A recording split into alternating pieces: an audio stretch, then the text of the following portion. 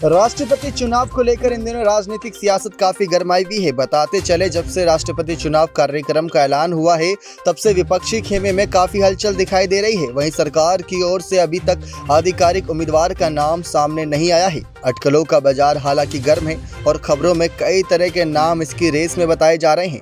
आपको बता दें कि हमें ये भी नहीं भूलना चाहिए कि चाहे बात एपीजे अब्दुल कलाम को बतौर राष्ट्रपति उम्मीदवार चुनाव में उतारने की हो या रामनाथ कोविंद की, बीजेपी के नेतृत्व वाली एनडीए सरकार ने दोनों ही मौकों पर देश को अचंभित कर दिया था।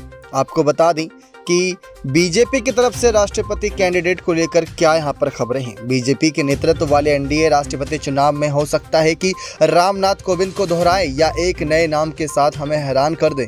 इसको लेकर अटकलें जारी हैं। कुछ रिपोर्ट्स में बताया गया है कि बीजेपी ने उम्मीदवार पर मंथन के लिए कर्नाटक के राज्यपाल और दलित नेता थावर चंद गहलोत और तेलंगाना के राज्यपाल तमिलसाई सुंदरराजन और पूर्व लोकसभा स्पीकर सुमित्रा महाजन के नाम पर भी चर्चा की गई है, यानी कि विचार किया गया है। तो वहीं सबसे ज्यादा दोस्तों आपको बता दें, केंद्रीय मंत्री मुख्तार अब्बास नकवी मौजूदा हालात में बीजेपी के एजेंडे पर फिट बैठते हैं। चुनावी तौर पर बेहद अहम समुदाय तक पहुंच बनाने और इंटरनेशनल स्तर तक संदेश के लिहाज से भी नकवी मुफीद चेहरा हो सकता है। नकवी एक शिया मुस्लिम है, उनकी पत्नी हिंदू हैं। मुस्लिमों के शिया वर्ग को बीजेपी के प्रति नरम माना जाता है। केंद्र सरकार के 3 तलाक वाले कानून पर भी शिया वर्ग के एक धड़े ने समर्थन की आवाज उठाई थी। नकवी के नाम की अटकलें इसलिए भी तेज हैं क्योंकि उन्हें राज्यसभा नहीं भेजा गया और अब ऊपर सदन में उनकी सदस्यता अंतिम दौर में है। हालांकि कुछ खबरों में केरल के राज्यपाल मोहम्मद आरिफ खान का भी दावेदार बताया गया है। लेकिन क्या आपको बता दें कि यहाँ पर पीएम नरेंद्र मोदी किस तरीके से हमेशा से ही अपनी चालों से राजनीतिक पार्टियों को परेशान करते रहे हैं। तो पीएम नरेंद्र मोदी ने अक्सर ही तमिल संस्कृति की प्रशंसा की है। उन्होंने कहा कि तमिल भाषा संस्कृत से भी पुरानी है। अगर बीजेपी दक्षिण से उम्मीदवार चुनती है तो पार्टी को न सिर्फ वहाँ से समर्थन मिलेगा बल्कि तमिलनाडु में सत्ताधारी डीएमके के साथ केरल, आंध्र प्रदेश, तेलंगाना, कर्नाटक में विरोधी दल भी समर्थन में आ सकते हैं।